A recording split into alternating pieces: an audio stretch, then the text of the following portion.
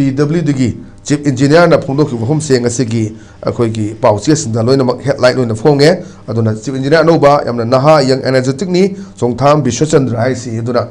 karang khoi Chief Engineer PW ki Chief Engineer na phongdo hom seng asi pausi singda headline loina phonga abani amna RCC khoi receipt payment ni matang da yam phajana magi safety measure logdi bauti makhata na chathaba yaroi hanagi si lotion gidem ne hayki wafum khil laguse sai dikari wafum thamini tasina thiengna tasina ngarang Chief Engineer tholoi bo wafam India interaction da hotel sangai da pangthok pada bana pi gi wafam sing asi yam sing thaningai oi maramdi Manipur si hauji ekoina RCC gi lambi la ekoi koila si quality suba sudaba thabda kaiba nunga isinga tainaba yadaba pukaida kaiba drain system pataba pot mayam lerambodu hujikti phajana proper drainage system ama semna bo hongalakpagi pandam ama da ekoi lerek khulak ka myam hujik sembu ure adubu RCC gi tharakpa matamda ekoi lambi gi mayai dagi hana thajanba horakanda lambi gi caring period na mona pi base 20 days kumba lobo male moigi department lawi seduna even ikoina che uripo canteen lambi da rim stable lambi da mate ama tha matamda numit kuni sangba yaro en tawai pot matamda madai leiba mayam du gi thengnagi ba awaba mayam ikoina madu ugi da banate even iko yaugi da banate ara sigi mathakta ikoina ta sengna haragadi chakutpa mapan gi lam singi matau tamak pada ikoi ta sena koila gi mahutta ikoi gi bitumen sing gi mahut juda ikoina cement concrete mayam sinar kan da ikoi RCC gi sumaina tharak pa pot se yam apha pot amani haiba taraga su Manipur to pot se matau matamda yam manabri tamaga yawangam da pot amaka urak pase masi competent authorities sing maruina particularly masibu yengjindriba head mayam ama madugi officials mayam sing dugi su ashoiba madugi survey to report pi base mi sing su yaw bra ba pot si mayam dum haina ga lai maramde koina lambi si futra tra manga pa en khalase adubu tra manga si dai koigi trying thoi khak mayai da tharani aruga put ahumji put ama makhai matai lem hobusina maram waraga makoina inchi nipan gi sang taruk ki mathak to oigane khali thariba potse masi thara abanina gari macha thorokpada hana koigi hana leramba lambi sti mapan matai da iful thoga su lambi duga madugi hyper level mana leibin thedok thesin jaram bodu si suya yadaba arigo thei mate thindo ka da madu leiba mayam duna lambi chaliba mayam da akai bo oiba den ade bora thajalaga mathak da koigi caring period yodingai thokjen bai gari chaka mi tabra singba lambi pik jaga tangkai khai doga warju wana lambi traffic ki department ga motor vehicle sing traffic sing mari lenaba police sing concern station sing tanar ganda lambi si one way hendana somda yaro si yani thedok thajin yani chalan bagi pot amasu udaba sina maram wada kanda yamna koi gi human rights su singna banena lawi adu masigi pot mayam sing se koi khanjara me mase PI lo na file taruga su Manipur praja miyam gi afama tarok panina masi koi toksalu matam ne akai ba praja sing ni hena koi gi development da thing hena hai gi dra khalaga dum leiba aduna sigi post de koina human right ki acting chairperson ba tamu khagen do ko dana masi lambi ju matang smai tawni kholena madu hek tawsaluraga su post ye heng akai ba legadra hai kan masi praja miyam gi complaint se nakung yore tare aduna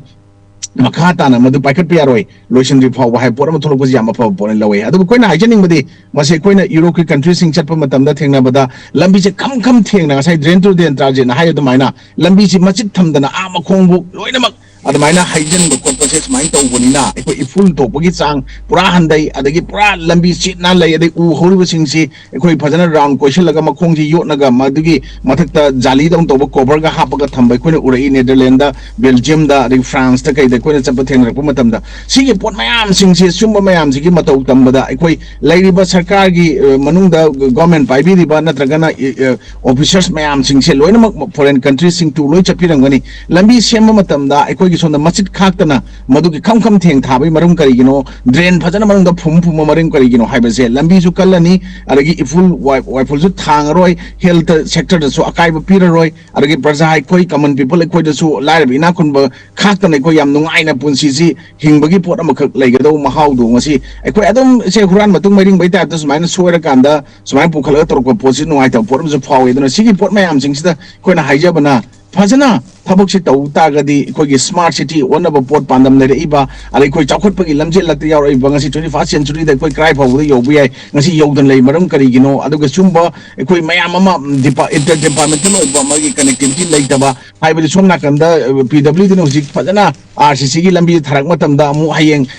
kena PhD kanguna keno gi amu lambi khokai raga pai phumbai pot torok pa den atop department khokai tawba lo lei taba adum kaim ta torong tawba ya lamdam amadong orekpa potsina su sumba lambi thare haisu masi kanabum khangda pot amadasu ngasi adum laikhigadra khalamba potne adum mathe adagi individual am thola kanda lambi me ai jeta kano gentim pai ga tawkhairaga ekogi turian dagi ising singbai su ta kothokpa lambi se phut amka pang kothokpa adagi magi lambi du pipe du thamaga chingba lora kan inthi sana hanagi du adum kano koilas na mention bok man natraga su phajana inthi sana dakshan biraga madu siambai pot ka laitaba adum government aya lawda department concern lawdaba pungtaw tawai pot amag tawi adu handakti Manipur se koi daseng lambi mapana thaba u ka ambagi phokda forest department action local po ure then huji lambi sema ko matang da even chief engineer na thola ganda masi sumaina thi sina public safety laitri bokti makha taba sumai tawya roi chanjibo tholok pa sum masi am nungai sumba koi gi daseng lai lai chu hairaba brigade officers sing ado concern magi department puri ba sing sina magi tawum thokpo magi responsibility duty sing sing thi san tawbira ga de lambi thong ikoi na nungai tabi ga chi lichang china chahi humdra chi ikoi na ngangna ga la ko po se handaki lambi sumaina North Eastern State manungda su Manipur na khwaidagi yamna sangna pakshana sumba RCC gi potsi tawbuni haina su khoi ngarang maina phongdok ko koi thengaje yam nungai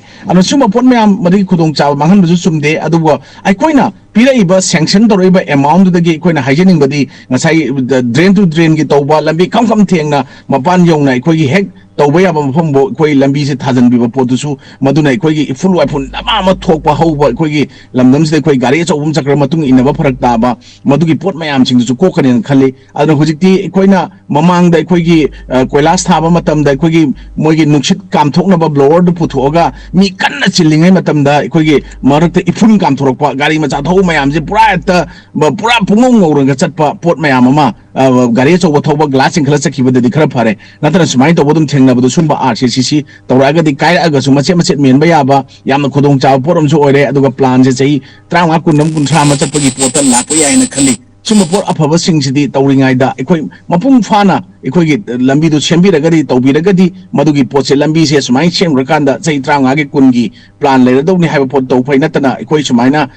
khudong chaba lawna rakanda masagi lambi se tharakanda maduna safety oidre safety measures ta kai de harakanda thingjingraga dum lephangraga madugi podot mai chalangraga su madu afaba kongthang amana ten lawi adan thabak toromji taw matamda yamna clear cut oina lambi ma ekoi hujikse mi yam khalakku matungina gari yam khalai aro gari se mi masing yam hengakadra su gari di masing je non kangdana jai kangdana resta tongnak pa hengalakpa potnina yum amamda gari chauba amani dai tadan lerpa gari macha ni hum lainerpanina ngasagi khudimaksi ayamana gari chauba thongno pol ai aduna sujik lai ba lambi semi kusem jedi thingjelawda ba taraga di khoi yam ure mangda su adum thoe masi kaino da khoi nungdang thorko matamda se yungawba nupa amana gari macham thoreng khalo yungawda ba amana gari chauba macha thorok matamda yungawde poda toroko ngasai mapan do thaidong na taraga sopa khotpa accident thokpa mayam se dum urabani aduna sumba pot mayam se masi ki safety measures yawda ba hujiki pot su dum amane lawi aduna masi ki lemhuri ba jaga matek nakana lemhuri ba singsina khoi footpath oina ekoi adumba ekoi gi nappaga thaba tiles kidab do thabira kadoribra madu tharaga budi yam phare tharakta ba taraga di lambi sina khamtheng yawdra ba taraga di masida ekoi masina hel hazard oiba mayam mo dum tholo haningai leite aduna sigi pot safety ki matakta aduna safety measures sai se accident thokpo do gadagi nate ekoi health chon ba pot su masi concern department masi minithi chana madu gi full full thangi ba sing chi kokna ba hona hoda ba taraga di madu gi responsibility mo dum puga da ne nai di thamjaningi maram madun hujik chief engineer na paikha pi bangarang gi media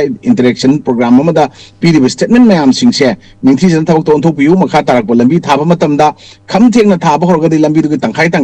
tangkhai ama kior or kan da tangkhai chalan ba tangkhai dum lor kan tangkhai samjalaga tawba pot oi taragadi masigi potse lambi si su semba matamda mayam na awaba thengari ba mayam sing chaina sing ju khara makhai di phagadai na khali natragadi ekoina lambi si sembiri hana haiba taraga su masina maram or kan da matek one time da semba su natabani na masadi yam sathiba aruga lambi jatok sachin thokadabo mapam thokpa phangdaba then adagi thokpam je amuk laitrabani na thabaki chattaba yadani na mathakta gari thongdung raga chatlakpa matamda ngasai mathakta gari thongjan bai gari mami ta laiba even kumalampa sports complex ki maning lambi pareng da adum stadium ki maning lambi pareng jeng bi uji chaka mami ga taraga laiba dum mayam am lai adana koi thabak suri kanggu sing na su koi ahing nungthil kai ka da sugadam ni haibu bol laitana meeting khalak matam sugalakani ekhoi manipur di mapana chatnariba india ge chatnariba maleng ge chatnariba chang kangun mayam jigi thugairaga dum thabak toroga zo dum tawai phiam da leiba se eta putung da tawai ab kusira chi da pot am leiba su sumaina athingba khare lei sumba press meet am toroga sumba chibenjana phongdori na contractor sumba makal gi warning pi karan dron tawda sumain tawi quality maintain tawda si tawi haibagi chap chaba example ro punishment sing lo ge wala khoputong action sing chap chan lokhat piraga thabak ki toroga sakhi taragadi manipur se adum maleng mi thakta lamjen yaw bo zakot pe yaba lamdam monum oibi yaba ne tajir ismai thamjaki hum thabi aduga